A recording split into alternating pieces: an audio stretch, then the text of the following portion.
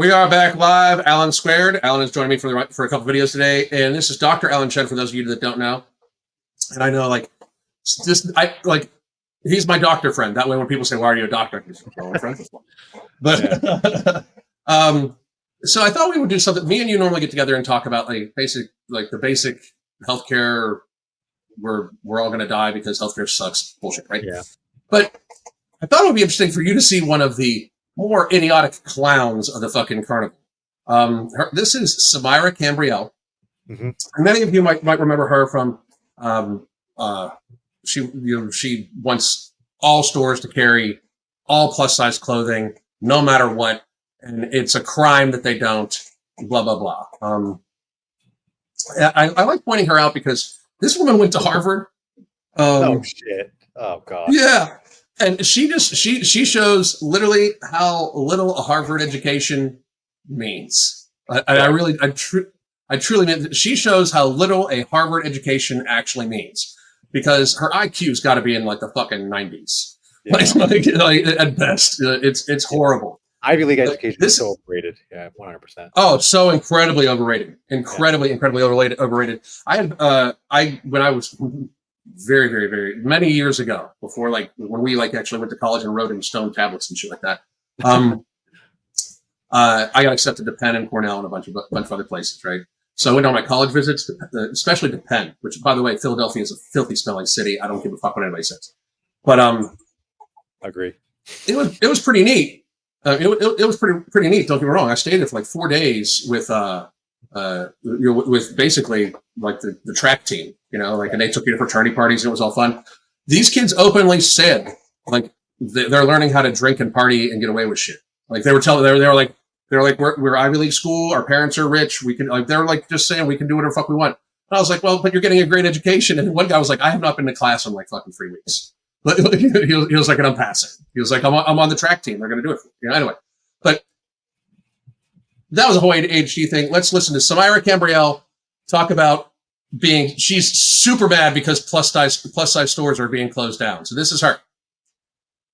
That's a great stop point. So, and by the way, the camera's being super nice to her because it makes her look like 300 pounds lighter than she actually is. Damn. So here we go. Black is slimming. Oh, damn. Here we go. Torid just said they closing their stores. Last week, Aruda said they closing theirs. The shit in So Torid, I don't know if you know this, but Torid is a pretty much exclusively big girl size clothing store, right? Okay. And a bunch of other ones, and they're closing down. And it's people like her can't understand why they're closing down. She thinks it's personal. Torid hates fat people, even though Torid is a brand only for fat people. Yeah, it's because you guys don't make money for the fucking place. The clothing is people. This is something I think we don't understand. The clothing to strap on, when you have to build a shirt the size of a car cover, right? The fabric needs to be thicker. It almost needs to be double done, and because there's farther distance between the stitches, and shit like that. And this is just physics. And the stitches need to be done, it costs vastly more, normally double the material and double the stitching to create a shirt when it's supposed to be put on a hippopotamus versus putting a shirt on a person. I mean, she screams that she thinks the world revolves around her. Well, I mean, I guess there is orbits around her because she's so giant. So, I mean, I guess that physically makes sense. But yeah, but in her mind, though, it's just that's all she can think about is herself. She doesn't think about what the company is doing or how business works. No, none of that. Just me. So this is cool because this is your first time seeing this woman. So here's what I'm going to do. I'm going to do something I rarely ever do. Okay. I'm going to restart this from the beginning, and I'm going to shut the fuck up. And because I rarely do that. I rarely do that. And I'm going to shut up, and I'm just going to let you watch the whole thing, and then you get first commentary after she's done. Because if you think that now, just wait. Here we go.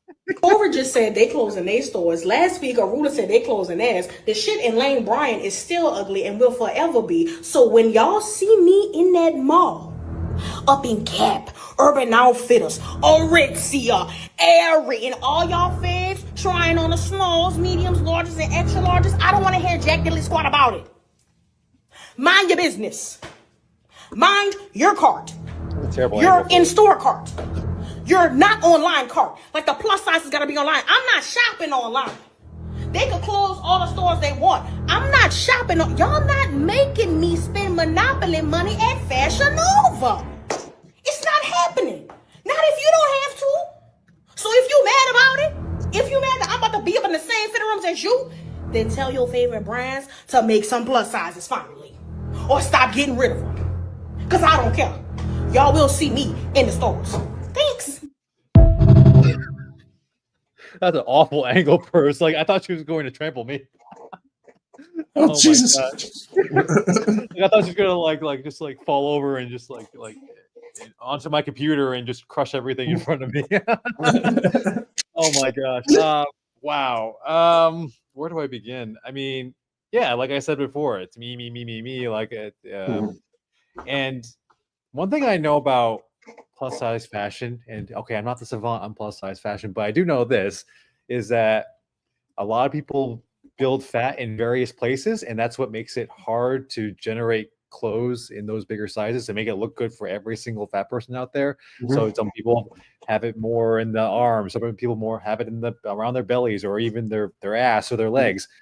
It's extremely difficult to when you get beyond XL to have clothes that fit those sizes, and that's probably what she's mad about too. But yeah, it's just very, very misplaced anger. And it's like and also her energy is going obviously into the wrong places. Like she went to the gym every now and then and stopped eating that extra donut, maybe she wouldn't have this problem. I mean, it's always and very close to my thoughts, very, very, very close, sir, because it's like these brands don't like businesses to a horrible degree, as a matter of fact. If they can make money from it, they will. They do not give a shit what they're making money from most of the time. Most of the people that own clothing, most of the companies that own clothing brands own multiple other things. Like you're basically trying to say, like for Torid is not privately owned. Torid is owned by probably, at some point, if you look at their stock, State Street, BlackRock, Vanguard. Like at some point in time, if you look at all the major brands, they are at least partially, if not majority owned by some facsimile of State Street, Vanguard, and BlackRock. State Street, Vanguard, and BlackRock would nuke my house right now if it made them money. And they would say it on the news. Yeah, he had to die. We needed to make money. Like these entities control like 90% of the money in the world, right? They don't care about you. If they can make money from you, they will. So for them to be closing these brands down means they weren't making money. Period. They weren't making money. And not to mention, it's more labor, more cloth just to make those kinds of clothes, and to not sell it. And to not sell it is the worst thing because, in business, you want to make sure your products go off the shelf as soon as possible, right? Because of fashions change and all that stuff. That's some things that these people don't see is just like so it's the way to do business in general. What they don't understand is that if like say me and you owned a clothing brand, we'll say that. But say we own a clothing brand, right? And what we would try to do is push the items that we make the absolute most profit on, right? And the items that we don't make as much profit on, they have to fend for themselves until they start producing profit. So if you have something that costs twice to produce and sells half as much, that is not going to stay on their SKU, or at least on the store model. Like a big beef of hers is that she wants the convenience to go in the store and shop, right? It's not that she can't get these clothes, or most of them. She can shop online. She even admitted it.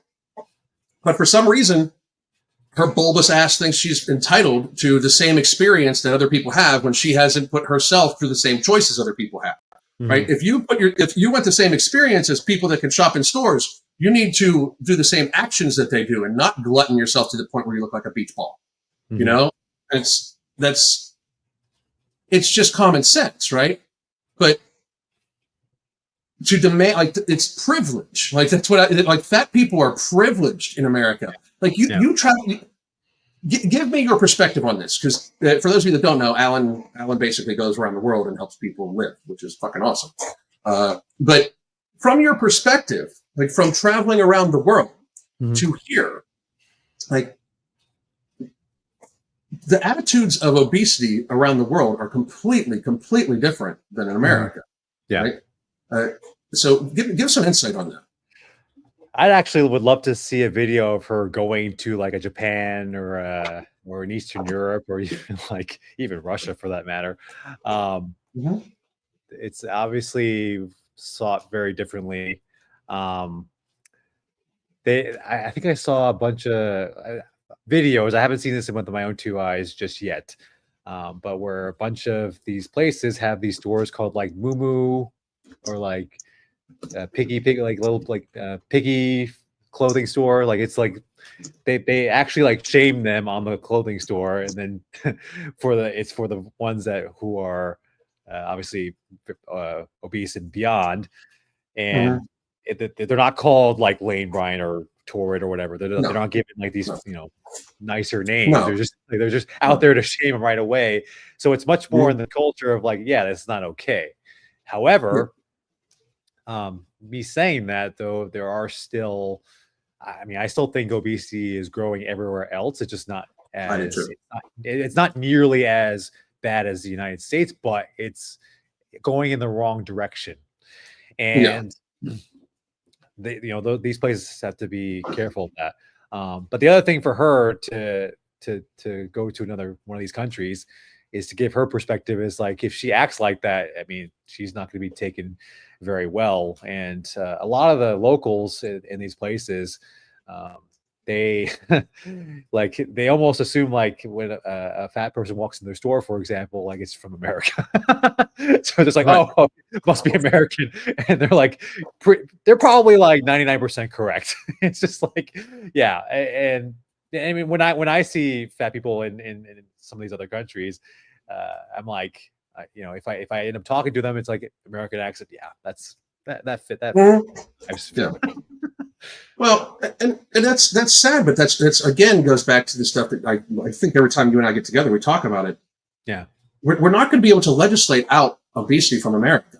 Yeah. Like we need to make it. We need to do what needs to get done, and people understand this. This needs to get done. It needs to become unacceptable, societally unacceptable to be fat.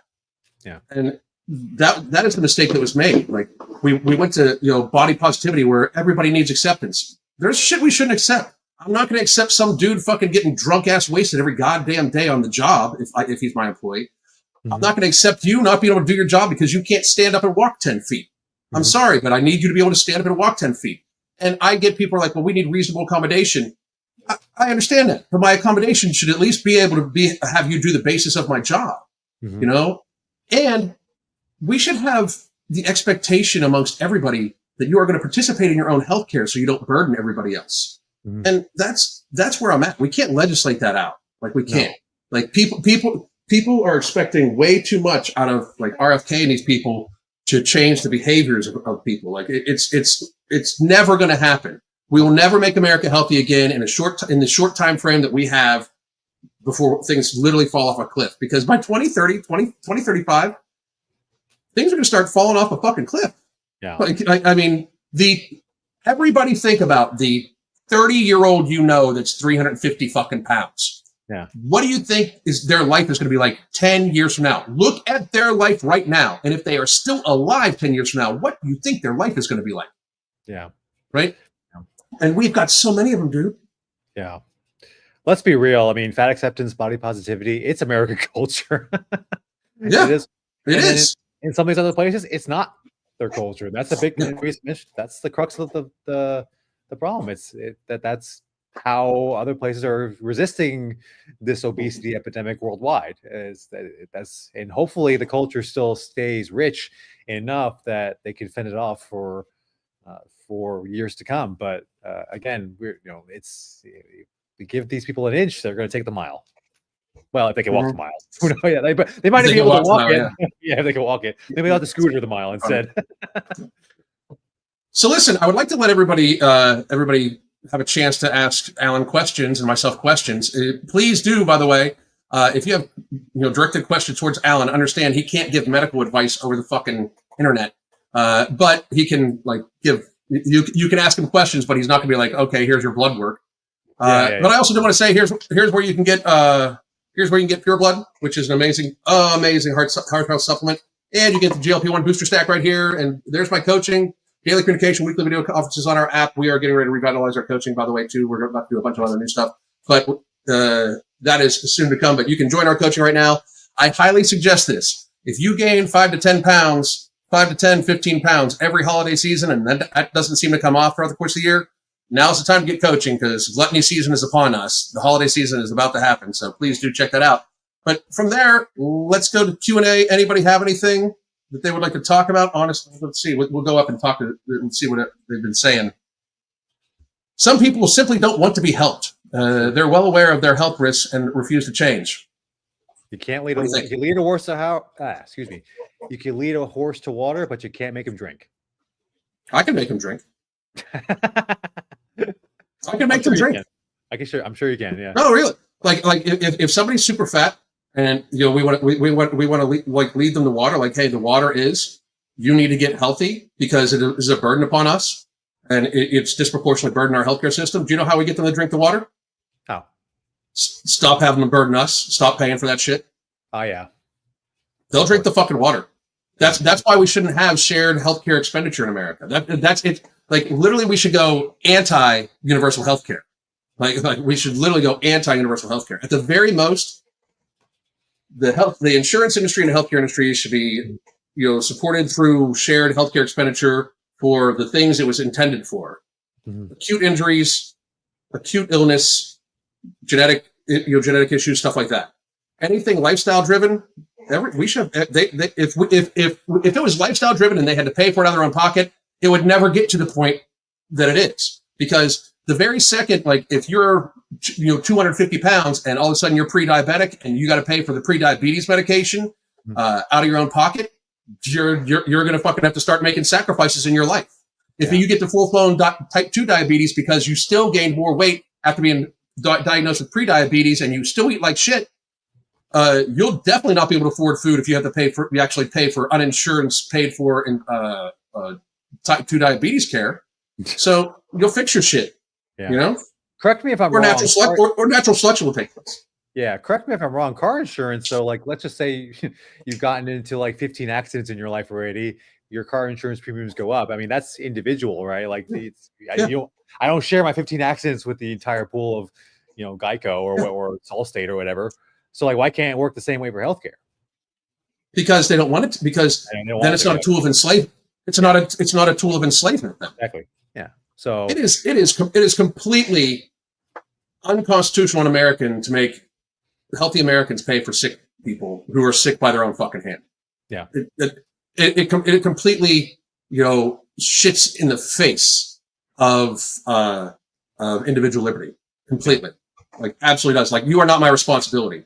Yeah. By any stretch of the fucking imagination. Yeah. Hey, got a question from Erica here. Good question. So what would you say is the rate of medical professionals from other countries pushing lifestyle changes over medication compared to the U.S.? Well, let's just start from this. There are great question. Fewer doctors, number one, in many of these other countries. So, and they're utilized differently, much more like we were talking about earlier on the acute phases of trauma or things that just happen out of the blue that or not predisposed, so to speak.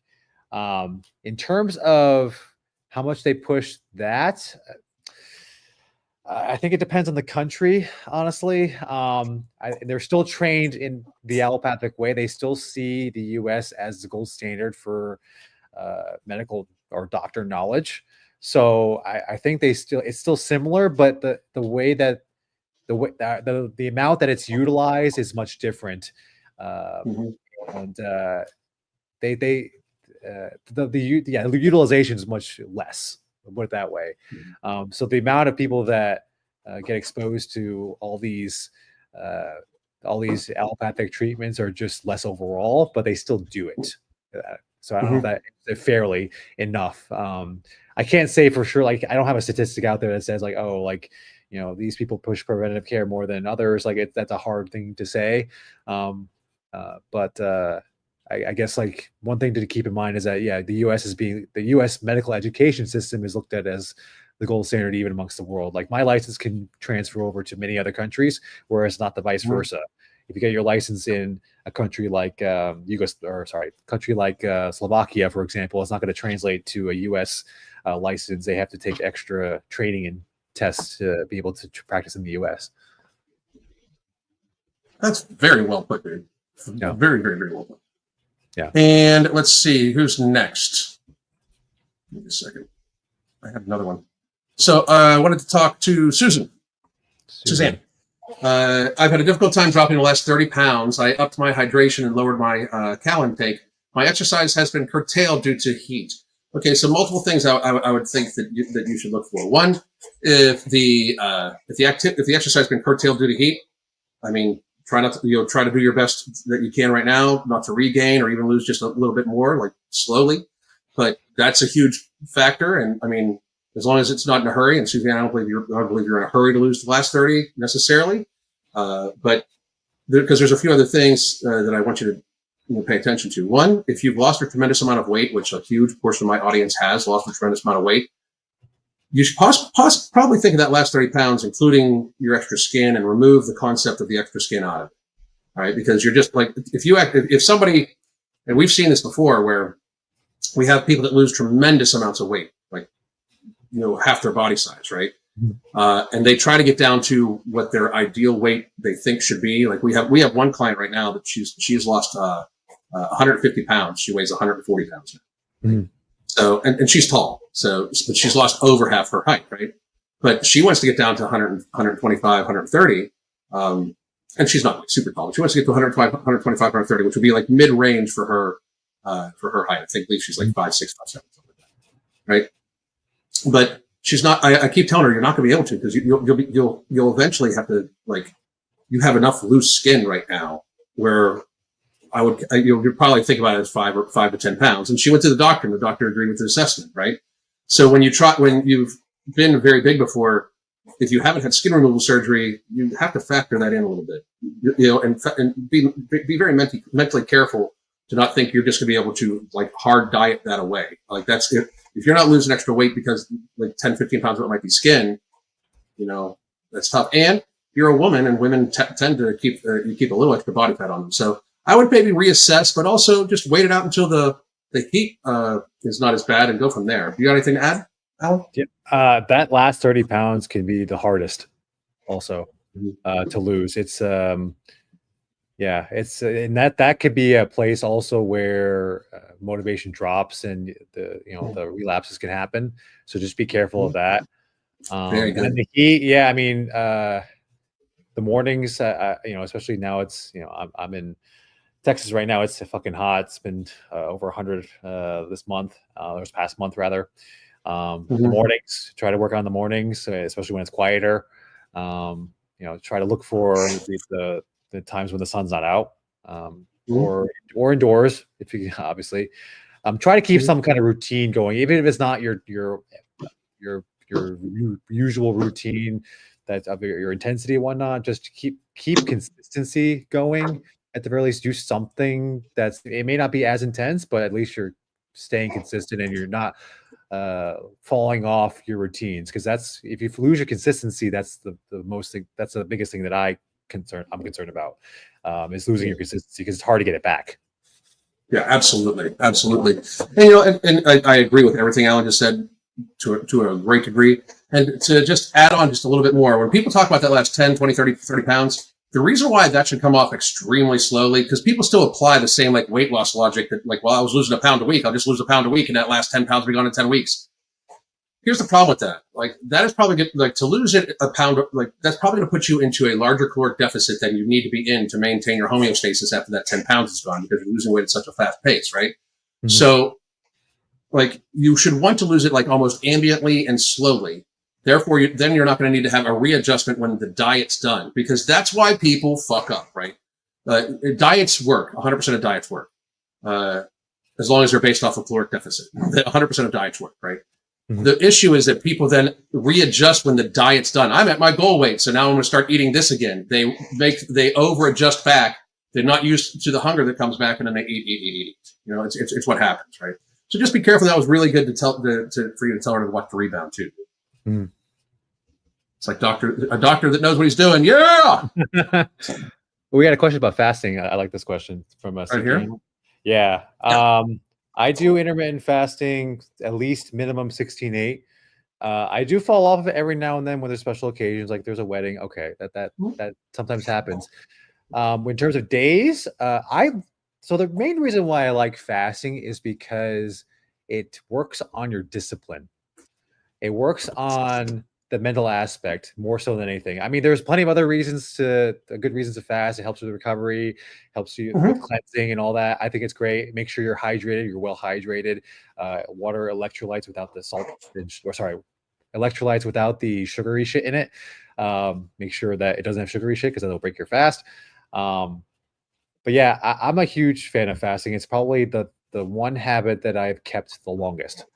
And then if you want to go for like the 1, 2, 3 day fastings, just do it slowly. Don't decide like tomorrow, like I'm going to do a 3-day fast. Because one, it's tricky.